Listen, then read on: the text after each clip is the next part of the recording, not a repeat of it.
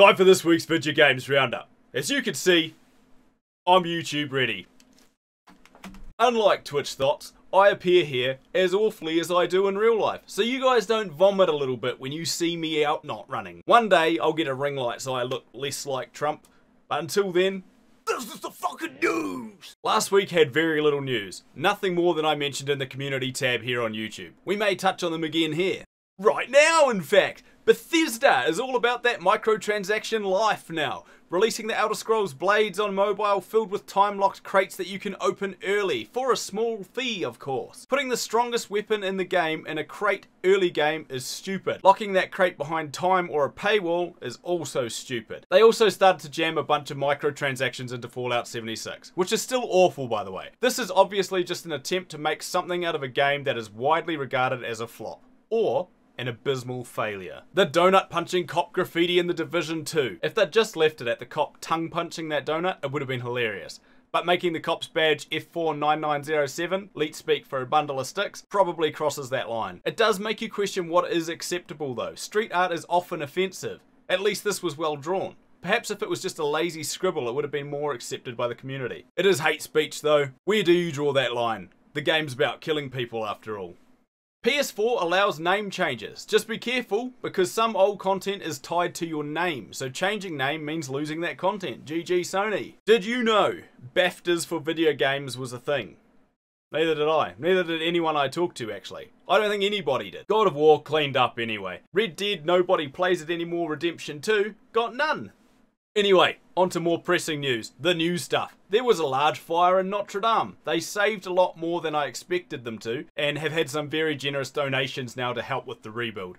How was this gaming news, you ask? Well, Assassin's Creed Unity 3D scanned Notre Dame in so much detail that it could help with the rebuilding of the cathedral. That's pretty cool. Fortnite, nobody cares. But it's adding respawn system, just like Apex Legends. Pros don't think it fits with Fortnite's fast pace though, so don't see them being useful in the pro scene. A lot of people are having a go at Epic because of this, because they're copying a competitor. But that's the nature of it. If it's working in another game that is very similar to your game and it's going to fit in your game, of course you're going to put it in there. Why would you not? You can't tell me any Battle Royale game is entirely original. They all feed off each other, that's how this works. Moving on, Capcom have announced a mini home arcade system, so you can jam 16 of their old coin-operated games for free at home. That's right kids, games have always been pay to win, or pay to play in this case. There's some pretty great names in there, Street Fighter 2 Hyper Fighting and Super Puzzle Fighter 2 Turbo were the two standouts for me. €230 though, about 260 USD. Probably a bit steep for a basic emulator with some sticks. Speaking of sticks, get your wizarding sticks out. Harry Potter Wizards Unite is out. Well, it's out here in New Zealand anyway. I'm a huge fan of the series and I grew up on the books. The game is basically the exact same thing as Pokemon Go, but it makes much less sense. Pokemon, you do exactly what you do in Pokemon. You catch Pokemon. In this, you get rid of confoundables to return objects to their rightful place to maintain secrecy. It will definitely get me out of the house for a few days, but I don't see this having the same hold as Pokemon Go did. I've thought out a hippogriff so far, I've de-webbed Hagrid, I've chased some sneaky goblins off a clock, I've killed 2 centaurs in Mortal Kombat and picked up a bunch of hair. So if that sounds like a bit of you, join me in swinging our rigid 12.5-inch ebony sticks around.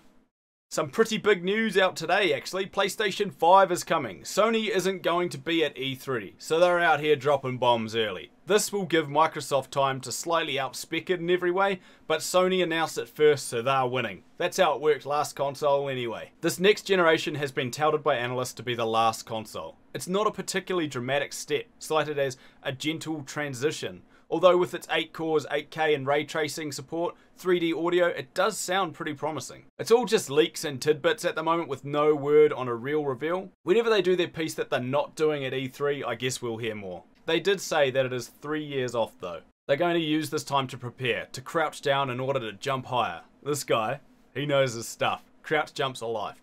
In before Microsoft rocket jumps past them, or rocket sword lunges. That's sick. Those were the days.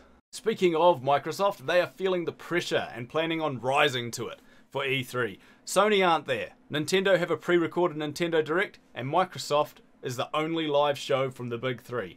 They're rumored to be announcing their next-gen console, talk about Halo Infinite, or its engine anyway, and they plan on showing off some never-seen-before games from some of its recently acquired studios. It sounds pretty hype to me. Almost as hype as the Xbox One S all-digital edition showing people playing Halo 5 split screen. Hell yeah! Try hell nah. Poor editing. You can't have same couch fun. Halo Infinite you can though.